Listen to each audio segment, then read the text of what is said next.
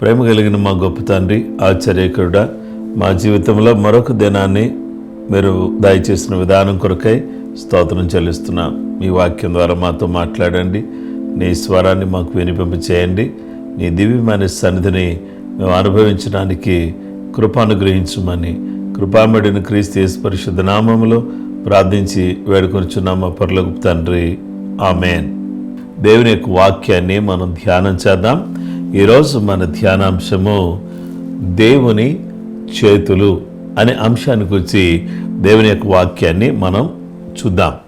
యెషయా గ్రంథం 48వ అధ్యాయం 13వ వచనంలో, నా హస్తము భూమి పునాది వేసను, నా కుడి చెయ్యి ఆకాశ వైశాల్యములను వ్యాపింపచేసను, నేను వాటిని పిలువగా ఒకటి తప్పకుండా అవన్నీ నిలుచును, నా హస్తము భూమి పునాది వేసెను. పరిశుద్ధ గ్రంథములో మనం చూస్తే, indeed my hand has laid foundation of the earth. నా యొక్క చెయ్యి ఏం చేస్తుందంటే, ఇదిగో నా చేతులు ఈ యొక్క భూమి పునాది, అంటే నా హస్తము, నా యొక్క చెయ్యి ఈ భూమికి పునాది వేశాను.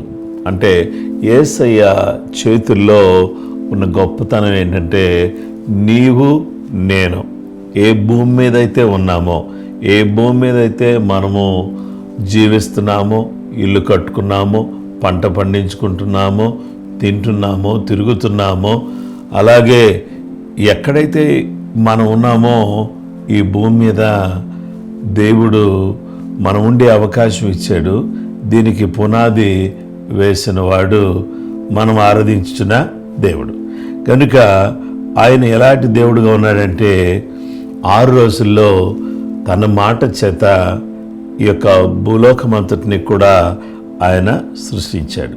నిర్గమకాండం 20వ అధ్యాయం 11వ వచనములో, 6 దినములలో యెహోవా ఆకాశమును భూమియు సముద్రమును వాటిలోనున్న సమస్తమును సృజించి 7వ దినమున విశ్రమించెను.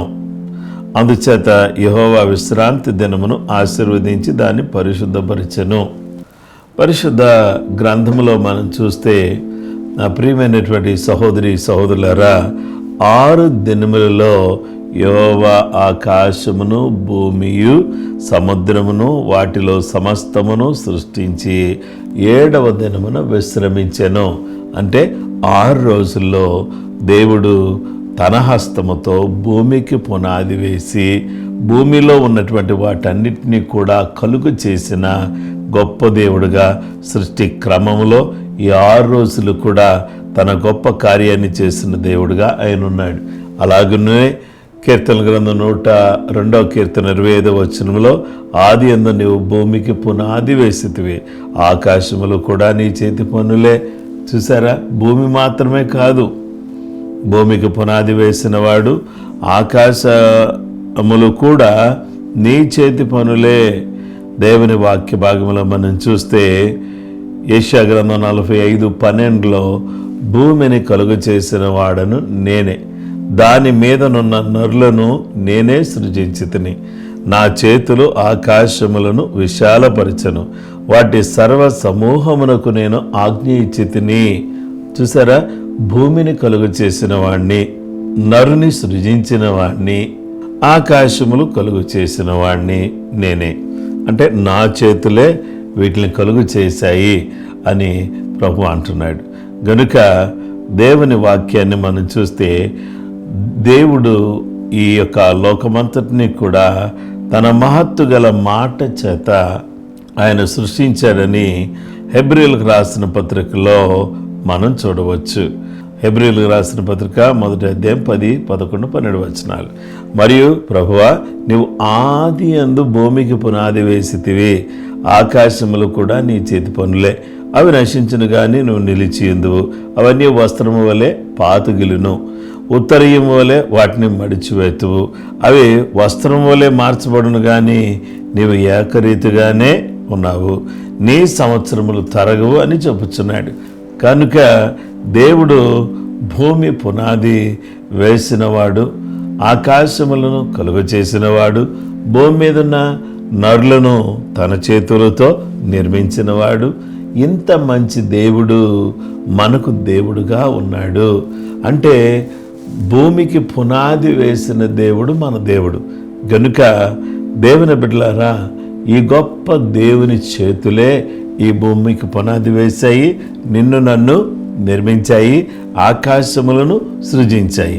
ఇంత గొప్ప దేవుని సన్నిధిలో ఆయన చేతులు చేసే పనిని చూసి ఆయన సృష్టి అంతటినీ కూడా చూస్తున్న మనల్ని కూడా ఆయన చేతులే కలుగు చేశాయి.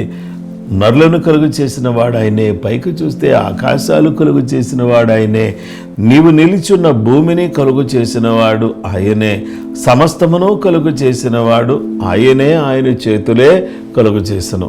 ఒక్కసారి ఆయన చేతుల వైపు చూస్తే మనకేమనిపిస్తుంది అంటే, ఒకే ఒక చిన్న మాట కనబడుతుంది. ఏంటంటే his hands are creating hands. అంటే ఆయన చేతులు సృష్టించే చేతులు. నిన్ను సృష్టించినవాడు, నన్ను సృష్టించినవాడు, భూమిని సృష్టించినవాడు, ఆకాశమును సృష్టించినవాడు, సర్వమును సృష్టించినవాడు. ఈ సర్వ సృష్టికర్త అయినటువంటి దేవుని సన్నిధిలో మనము ప్రార్థన చేస్తే ఈ సృష్టికర్త మన ప్రార్థన ఆలకించి తప్పకుండా మనకు జవాబు దయచేస్తాడు. అలాగూ తన కృప ఆయన దయచేసేటట్టుగా మనము ప్రార్థన చేద్దాం. ప్రేమ కలిగిన మా గొప్ప తండ్రి, ఆశ్చర్యకరుడా, ఆలోచనకర్త, నీ వాక్యం ఎంతో గొప్పది. నీవు 6 దినములలో సృష్టి అంతటినీ కూడా సృష్టించావు. నీ చేతి చేతనే, నీ హస్తము చేతనే భూమిని కలుగు చేసిన వాడవు, సృష్టించిన వాడవు. నరులను కలుగు చేసిన వాడవు, నిర్మించిన వాడవు నీవే.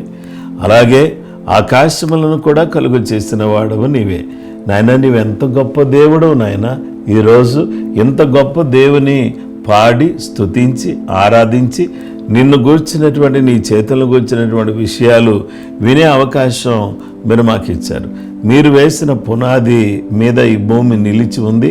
అదే రకంగా మేము కూడా మీ యొక్క అడుగుజాడల్లో మీరు వేసిన ఆత్మ సంబంధమైన పునాది మీద కట్టబడిన వారమై ఆధ్యాత్మికంగా ముందుకు సాగడానికి సహాయం చేయమని, నీ చేతులే సర్వమును కలుగు చేశాయి కాబట్టి నీ చేతుల్లో ఉన్నటువంటి గొప్పతనాన్ని బట్టి నీకు స్తోత్రం చెల్లిస్తూ, నాయనా, నీ యొక్క చేతుల్లో ఉన్నటువంటి గొప్పతనాన్ని మేము ఆలోచన చేస్తూ, ఇంత గొప్ప దేవుడు మాకున్నందుకై మేము నిన్ను స్తుతిస్తూ, నిన్ను ఘనపరుస్తూ ఈ దినమంతా కూడా సంతోషంగా సాగడానికి సహాయం చేయమని, మా దేశాన్ని కాపాడండి, మా ప్రజలను కాపాడండి, సంఘాలను కాపాడండి. ప్రతి వ్యక్తిని మీ నామములో జ్ఞాపకం చేసుకోండి. దుఃఖములో ఉన్నవారిని ఆదరించండి. అనారోగ్యంతో ఉన్నవారికి స్వస్థత కలిగించండి. చీకటి శక్తుల ప్రభావంతో పీడించబడుతున్న వారు విడుదల పొందడానికి సహాయం చేయండి.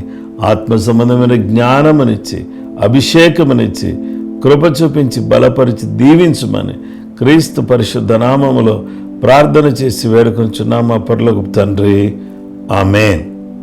మన పరమ తండ్రి అయిన దేవుని ప్రేమ, కుమారుడైన యేసుక్రీస్తు ప్రభువారి యొక్క కృప, పరిశుద్ధాత్మ దేవుని నిత్య సన్నిధి సహవాసం చెరువన మనకును సకల లోకములను పరిశుద్ధులకు సదా దేవుని కృప తోడే నడిపించునుగాక. ఆమేన్.